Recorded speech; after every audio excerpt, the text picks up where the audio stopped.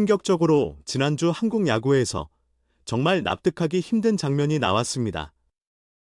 하나가 적시타 하나 제대로 맞지 않았는데도 경기를 내줬습니다. 5대 0으로 앞서던 흐름이 결국 5대 6 역전패로 끝났습니다. 강조하며 이 문제는 단순한 패배가 아니었습니다. 스트라이크를 못 던지는 야구, 그 자체가 드러났다는 점입니다. 안녕하세요. KBO 야구 허브에 오신 것을 환영합니다. 오늘은 왜 투수들이 네모 안에 공을 넣지 못하는지, 그 아주 불편하지만 꼭 짚어야 할 이야기를 차근차근 해보겠습니다. 지난주 한국 야구에서는 정말 큰 장면 하나가 나왔습니다. 하나가 삼성을 상대로 믿기 힘든 역전패를 당했습니다. 5대 0으로 앞서던 경기를 결국 5대 6으로 내줬습니다. 그런데 더 충격적인 건 상대가 타선으로 완전히 무너뜨린 경기가 아니었다는 점입니다. 적시타를 그렇게 많이 맞은 것도 아니었습니다. 오히려 투수들이 스스로 흐름을 무너뜨렸습니다. 한 경기에서 4사구가 18개, 이건 그냥 재구난조라는 말로는 설명이 부족할 정도의 숫자입니다. 놀라며 이 한 이닝도 아니고 한 경기 전체에서 그런 숫자가 나왔다는 건 마운드 전체가 흔들렸다는 뜻입니다. 이 경기에서 가장 크게 질타를 받은 선수는 김서현이었습니다. 실제로 논란의 한가운데에 있었던 선수였고 결정적인 장면에도 이름이 올라 있었기 때문에 비판이 집중될 수밖에 없었습니다. 하지만 냉정하게 봐야 합니다. 이 문제를 김서현 한 명의 문제로만 보면 안 됩니다. 오히려 이건 KBO 리그 전체가 오래 끌고 온 고질적인 문제에 가깝습니다. 컨트롤이 흔들리고 스트라이크를 안정적으로 못 넣고 결국 볼넷과 몸에 맞는 공으로 스스로 무너지는 장면. 우리는 이런 장면을 생각보다 너무 자주 보고 있습니다. 항상 야구 팬들 사이에서는 비슷한 논쟁이 반복됩니다. 제구력이 중요하냐, 구속이 중요하냐. 이 이야기는 늘 뜨겁습니다. 그런데 사실 제구를 중시하는 쪽이든 구속을 중시하는 쪽이든 결국 공통적으로 하는 말이 하나 있습니다. 강조하며 스트라이크는 던질 줄 알아야 한다. 이건 선택이 아니라 투수의 가장 기본이라는 겁니다. 아무리 공이 빨라도 스트라이크가 안 되면 버티기 어렵습니다. 아무리 좋은 변화구가 있어도 카운트를 못 잡으면 의미가 줄어듭니다. 결국 프로 투수에게 가장 먼저 필요한 건 네모 안에 공을 넣을 수 있는 능력입니다. 그런데 그 가장 기본적인 요소가 생각보다 쉽게 갖춰지지 않습니다. 그래서 때로는 지난 삼성전과 같은 결과가 나옵니다. 그렇다면 대체 왜 투수들은 스트라이크를 못 던지는 걸까요? 물론 이유는 선수마다 다릅니다. 정말 수십 가지 이유가 얽혀 있을 수도 있습니다. 하지만 크게 나누면 세 가지로 볼 수 있습니다. 멘탈 이슈, 피지컬 이슈, 그리고 메커니즘 이슈입니다. 오늘은 이 세 가지를 중심으로 하나씩 짚어보겠습니다. 우선 먼저 멘탈 이슈부터 보겠습니다. 어쩌면 이게 가장 흔한 원인일지도 모릅니다. 생각보다 많은 투수들이 이 심리적인 문제 때문에 자기 밸런스를 완전히 잃습니다. 보통 투수가 스트라이크 존에 공을 못 넣는 이유. 아주 단순하게 말하면 맞을까봐 그렇습니다. 이 한순간의 생각이 몸을 굳게 만듭니다. 팔이 나와야 할 타이밍에 팔이 늦게 나옵니다. 허리가 돌아가야 할 순간에 회전이 덜 나옵니다. 그 차이는 크지 않을 수 있습니다. 정말 미세할 수도 있습니다. 반박자 늦는다. 허리가 몇 센티 덜 돈다. 팔이 조금 덜 따라 나온다. 겉으로 보면 별 차이 아닌 것처럼 보입니다. 하지만 피칭은 그렇게 만만한 동작이 아닙니다. 천천히 피칭은 아주 정교하게 맞물린 시계와 비슷합니다. 작은 오차 하나가 전체 리듬을 무너뜨립니다. 정말 사소한 차이 하나 때문에 스트라이크가 볼이 되고 좋은 코스가 몸쪽으로 몰리고 결국 볼넷이 됩니다. 그래서 더 무서운 겁니다. 이런 멘탈성 밸런스 붕괴는 기술적으로 바로 고치기 어렵습니다. 폼을 억지로 고친다고 해결되는 문제가 아닐 때가 많습니다. 결국 몸을 다시 최적화하려면 심리부터 정리되어야 합니다. 마음이 먼저 안정돼야 몸도 제자리를 찾습니다. 심지어 어떤 선수는 이 작은 불안이 더 심해져서 아예 공을 놓지 못하는 단계까지 갑니다. 이른바 입스에 가까운 상태로 가는 거죠. 이건 정말 무서운 문제입니다. 요즘 LG의 정우영을 볼 때 이런 우려를 하는 팬들도 있습니다. 물론 선수마다 정도는 다르겠지만 투수에게 심리적인 흔들림이 얼마나 치명적인지는 충분히 보여주는 사례입니다. 그리고 멘탈 이슈에는 또 하나 자주 등장하는 키워드가 있습니다. 바로 완벽한 공을 던지고 싶다는 생각입니다. 듣기엔 좋아 보이죠? 문제는 완벽한 커맨드를 아직 갖추지 못한 선수가 완벽한 공만 찾기 시작할 때 생깁니다. 그러면 볼이 늘어납니다. 팬들 입장에서는 답답합니다. 그냥 가운데 넣으면 되잖아. 그렇게 생각할 수 있습니다. 그런데 투수 입장에서는 그게 생각보다 쉽지 않습니다. 자기 나름의 로케이션이 있고 자기 나름의 플랜이 있습니다. 바깥쪽 낮게, 몸쪽 보더라인, 유인구로 헛스윙. 이런 그림을 그리고 들어갑니다. 그런데 첫 공이 볼이 됩니다. 카운트가 원볼이 됩니다. 그러면 다음 공에서 더 욕심이 생깁니다. 이번엔 변화구로 유인하려고 합니다. 그런데 확실히 떨어뜨리려다 보니 또 너무 빠지는 볼이 됩니다. 순식간에 투볼이 됩니다.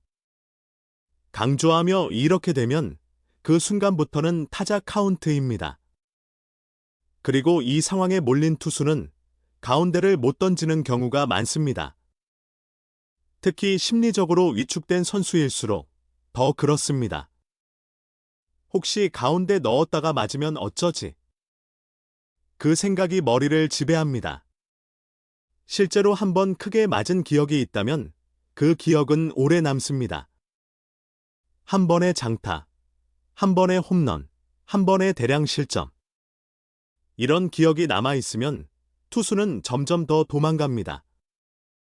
그러다 볼이 늘고, 볼이 늘수록 더 위축되고, 더 위축될수록 더 못 넣게 됩니다. 악순환입니다. 기아의 이일이. 두산의 빈 공석처럼 구위가 좋은 선수들이 이런 함정에 빠지는 장면도 종종 보입니다. 왜 저렇게 좋은 공을 갖고도 흔들릴까? 팬들은 답답할 수 있습니다. 그런데 실제로는 공의 위력과 별개로 심리의 무게가 따로 존재합니다. 그래서 멘탈 이슈의 해답은 결국 단순하지만 어렵습니다. 자기 공을 믿고 던져야 합니다. 안 될 것 같다는 생각에 빠지지 말고 내 공으로 승부해야 합니다. 말은 쉽습니다. 하지만 이게 안 되기 때문에 많은 투수들이 무너집니다. 윤석민이 예전에 요즘 선수들은 자기 공을 못 믿는 애들이 많다고 이야기한 적이 있는데 바로 이런 부분을 말한 것일 수도 있습니다. 그렇다면 자기 공을 믿는 힘은 어디서 생길까요? 결국 좋은 결과입니다. 좋은 결과가 쌓이면 좋은 생각이 생깁니다. 좋은 생각이 쌓이면 몸도 덜 굳습니다. 그럼 좋은 결과를 만들기 위해 선수가 가장 먼저 해야 할 건 뭘까요? 결국 연습입니다. 충분한 연습량은 투수의 심리를 단단하게 만듭니다. 많이 준비한 선수는 마운드에서 덜 흔들립니다. 하지만 여기서 또 다른 문제가 생깁니다. 연습이 많다고 해서 무조건 좋은 건 아닙니다. 투수의 어깨는 그냥 던진다고 저절로 강해지지 않습니다. 방향 없는 반복은 오히려 몸을 망가뜨릴 수 있습니다. 좋은 가이드라인 없이 하는 훈련은 말 그대로 헛수고가 될 수 있습니다. 그리고 그런 잘못된 훈련이 다음 단계의 문제, 바로 피지컬 이슈로 이어집니다. 충격적으로 제구를 흔드는 피지컬 이슈에서 가장 먼저 떠올려야 할 건 역시 통증입니다. 몸이 아픈데 좋은 공을 던질 수 있을까요? 정답은 아주 명확합니다. 불가능합니다. 생각 하나만으로도 밸런스가 흔들리는데 실제로 통증이 있다면 그 영향은 훨씬 더 큽니다. 그래서 어느 날 갑자기 구속이 눈에 띄게 줄었다. 이건 거의 대부분 몸 어딘가에 문제가 있다는 신호입니다. 어느 날부터 말도 안 되는 볼이 늘었다. 몸에 맞는 공이 많아졌다. 이것도 마찬가지입니다. 어깨든, 팔꿈치든, 허리든 분명히 어디 한 곳은 아픈 겁니다. 야구 역사 전체를 놓고 봐도 제구력을 무너뜨리는 원인 1순위는 통증의 가능성이 큽니다. 그만큼 몸 상태는 중요합니다. 그래서 좋은 트레이닝이 필요합니다. 정확한 훈련이 좋은 제구를 만들고 좋은 구위를 만듭니다. 그런데 한국 야구에서는 오랫동안 이상한 훈련 방식도 많았습니다. 대표적으로 구속은 빠르지만 제구가 흔들리는 투수에게 무조건 약하게 던지는 연습을 시키는 방식. 겉으로는 그럴듯해 보일 수 있습니다. 하지만 이런 접근은 근본적인 해결책이 되기 어렵습니다. 오히려 원래 가지고 있던 장점을 죽이고 투수 본인의 감각까지 흐릴 수 있습니다. 문제는 더 심각합니다. 잘못된 훈련을 올바른 방법이라고 믿어버리는 경우가 있다는 겁니다. 그 순간부터는 선수도, 지도자도 문제의 본질에서 멀어집니다. 그리고 또 하나, 현장에서 정말 자주 나오는 문제가 있습니다. 전문적인 척하지만 사실은 전혀 전문적이지 않은 피드백입니다. 상체로만 던지지 마라. 하체를 써라. 릴리스 포인트를 일정하게 가져가라. 이런 말들 많이 들어보셨을 겁니다. 틀린 말은 아닙니다. 하지만 너무 당연한 말입니다. 누구나 할 수 있는 말이고 정확한 원인 분석이 빠지면 현장에서는 거의 도움이 안 됩니다. 프로 선수는 어느 정도 맥락을 알아듣습니다. 그래서 그 말 하나로도 조금은 수정이 될 수 있습니다. 하지만 아마추어 단계는 다릅니다. 그 수준에서 이런 식의 피드백은 오히려 독이 될 수 있습니다. 왜냐하면 투수의 동작은 앞서 말했듯 정교한 시계와 같기 때문입니다. 무엇이 어긋났는지 정확히 모르면 문제를 고칠 수가 없습니다. 무작정 하체 써라, 무작정 앞으로 던져라, 이런 식으로 접근하면 오히려 다른 부분까지 무너질 수 있습니다. 그래서 비디오 분석 장비, 정밀 측정 장비, 이런 것들이 반드시 필요합니다. 프로 단계로 갈수록 정확한 해답 노트가 필요합니다. 자기 몸이 지금 어떤 상태인지, 릴리스가 어디서 형성되는지, 회전이 얼마나 빠른지, 머리가 얼마나 흔들리는지, 이걸 정확히 알아야 고칠 수 있습니다. 그렇지 않으면 피지컬은 점점 더 망가지기 쉽습니다. 결국 피지컬 이슈는 트레이닝 이슈와 거의 같은 말일 수도 있습니다. 좋은 드릴, 좋은 루틴, 좋은 회복 과정. 이 세 가지가 쌓여야 몸이 버티고 몸이 버텨야 제구도 버팁니다. 그리고 피지컬 이슈 안에는 조금 더 원초적인 요소도 하나 있습니다. 바로 감각입니다. 이 감각이라는 영역은 생각보다 훨씬 중요합니다. 그리고 더 냉정하게 말하면 프로 단계에서 크게 성장시키기 어려운 부분이기도 합니다. 어릴 때 어느 정도 만들어 놓지 못하면 나중에 갑자기 좋아지기를 기대하기 어렵습니다. 타자의 로 파워를 성인이 된 뒤 갑자기 크게 키우기 어려운 것처럼 투수의 릴리스 감각도 마찬가지입니다. 반복을 통해 몸에 새겨진 감각. 그게 있어야 합니다. 그래서 많은 트레이닝 코치들이 말합니다. 천천히 아마추어 시절, 특히 10대 중반 전후에는 반드시 이 감각을 만들어야 한다고 말입니다. 어떻게 만드느냐? 결국 반복 연습입니다. 좋은 자세로, 좋은 루틴으로 같은 동작을 반복해야 합니다.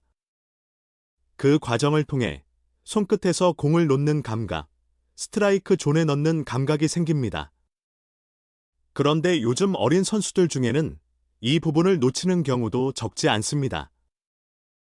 많이 던지면 안 된다. 무조건 아껴야 한다. 이런 말만 듣다가 정작 감각을 만들어야 할 시기를 그대로 지나치는 경우가 있습니다. 물론 무작정 많이 던지라는 뜻은 아닙니다. 핵심은 좋은 방식으로 반복해야 한다는 겁니다. 잘못된 반복은 독이지만 올바른 반복은 자산이 됩니다. 그렇다면 이런 질문이 생길 수 있습니다. 어릴 때 그 감각을 충분히 만들지 못하면 투수는 평생 컨트롤이 좋아질 수 없는 걸까? 냉정하게 말하면 커맨드가 아주 뛰어난 투수가 되기는 어려울 수 있습니다. 하지만 스트라이크는 넣는 투수, 즉 컨트롤이 가능한 투수는 충분히 만들 수 있습니다. 그리고 그걸 가능하게 만드는 게 바로 메커니즘입니다. 그리고 이 말은 반대로 메커니즘이 좋지 않으면 좋은 제구력을 갖추기 어렵다는 뜻이기도 합니다. 실제로 한국 야구 투수들이 구속도 기대만큼 안 나오고 제구력도 불안한 이유의 상당 부분은 이 메커니즘 문제 안에 들어 있습니다. 겉으로 보기엔 구속과 제구가 따로 노는 것처럼 보일 수 있습니다. 하지만 현대 야구의 피칭 이론에서는 좋은 메커니즘이 구속과 제구를 함께 끌어올리는 경우가 많습니다. 그래서 아주 거칠게 말해도 제구력이 좋지 않다. 그러면 메커니즘이 좋지 않을 가능성이 높다. 이 말은 꽤 자주 맞아떨어집니다. 물론 전부는 아닙니다. 하지만 적어도 절반 이상은 이 설명으로 접근이 가능합니다. 이번에 논란의 중심에 섰던 김서현의 문제도 기술적인 부분으로 설명할 수 있습니다. 피칭 메커니즘에서 컨트롤에 영향을 주는 요소는 많습니다. 그 중에서도 특히 중요하게 봐야 할 건 크게 세 가지입니다. 공을 놓는 위치가 좋은가? 몸의 방향성이 제대로 설정되어 있는가? 그리고 폼이 안정적으로 고정되어 있는가? 이 세 가지가 무너지면 좋은 제구를 기대하기 어렵습니다. 이제 김서현을 예로 들어 조금 더 구체적으로 보겠습니다. 먼저 김서현은 릴리스 포인트가 일정하지 않은 편입니다. 제구가 흔들리는 투수들에게서 가장 자주 보이는 기술적 문제 중 하나입니다. 원인은 여러 가지가 있을 수 있습니다. 하지만 아주 단순하게 핵심만 말하면 팔이 앞으로 충분히 끌려 나오지 못합니다. 즉, 릴리스 포인트가 뒤에서 형성됩니다. 공을 놓는 시점이 앞이 아니라 뒤에 있으면 좋은 위치에서 공을 놓기 어렵습니다. 그 결과 공이 밀리거나 높게 뜨거나 몸쪽으로 몰리게 됩니다.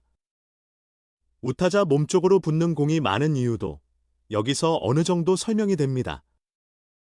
비슷한 암슬롯을 가진 투수와 비교하면 이 차이가 더 분명하게 보입니다. 예를 들어 샌디 알칸타라 같은 투수는 공을 놓는 위치가 머리 앞쪽에 가깝습니다. 반면 김서현은 상대적으로 머리 옆쪽에서 놓는 느낌이 강합니다. 한 뼘 정도만 더 앞으로 끌고 나와도 궤적이 꽤 달라질 수 있다는 얘기죠.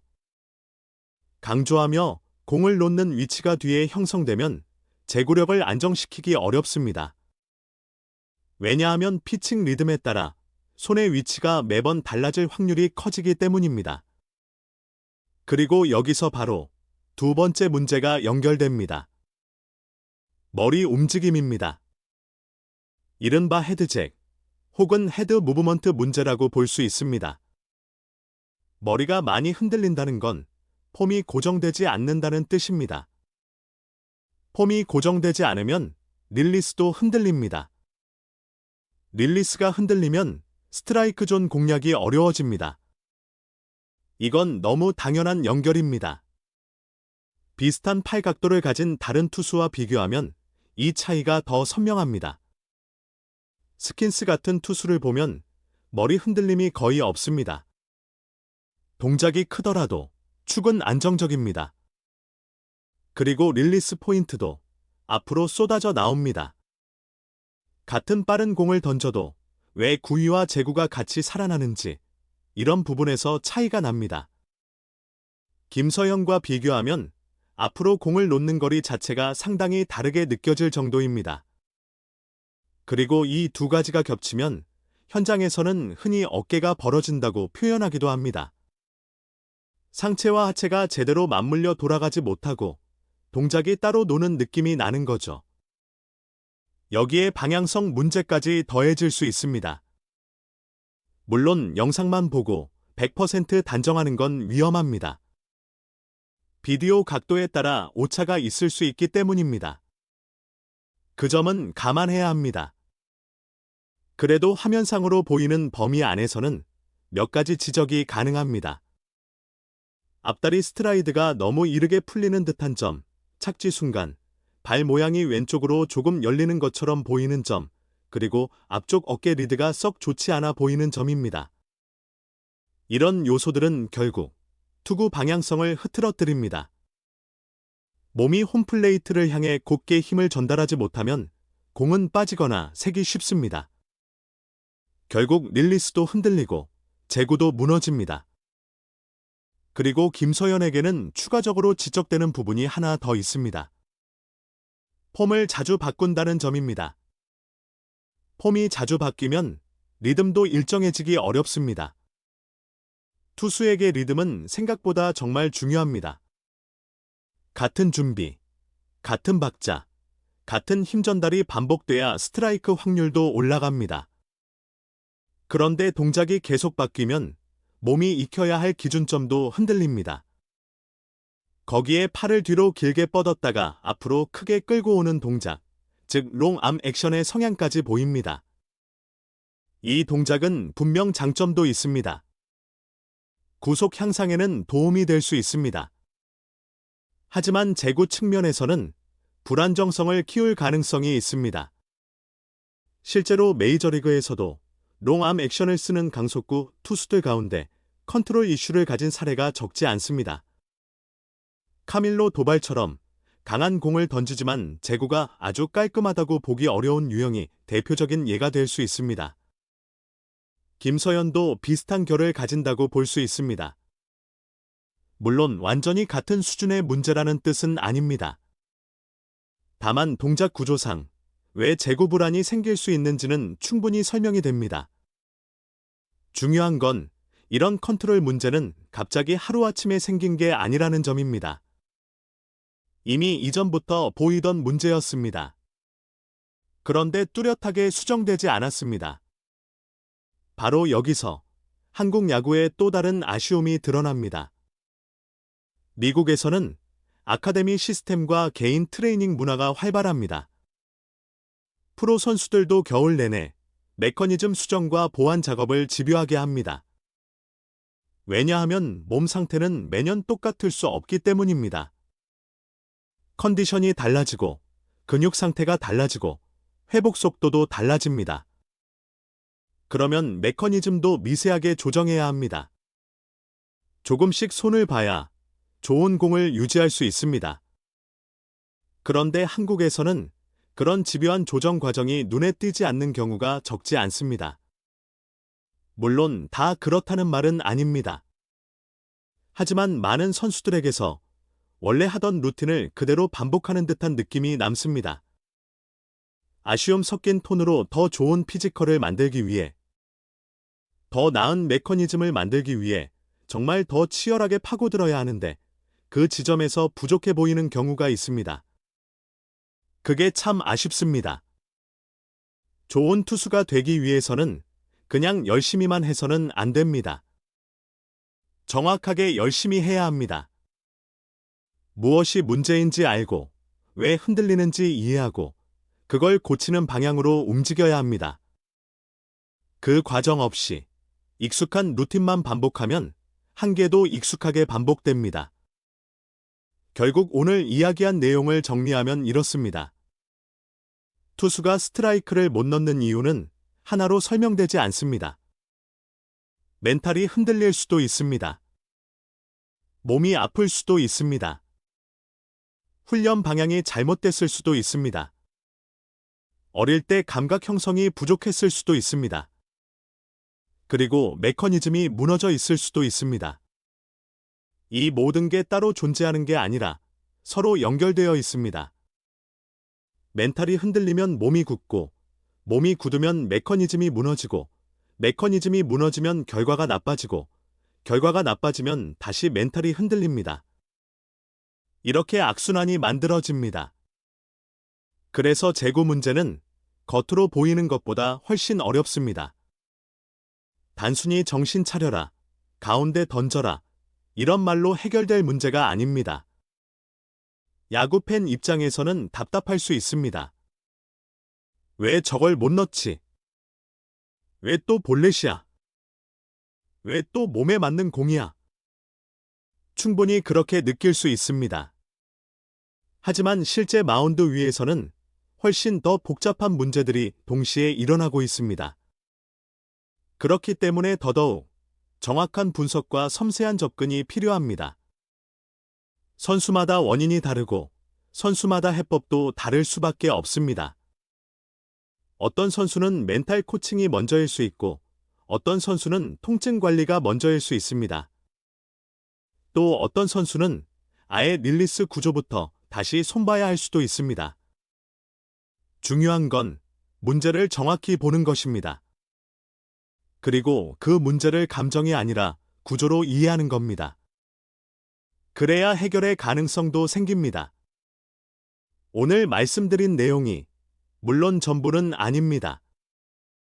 투수들을 괴롭히는 변수는 이보다 더 많고 더 복잡합니다. 경기 상황, 수비 신뢰도, 상대 타자 성향, 심판 성향, 몸 상태, 훈련 누적 피로.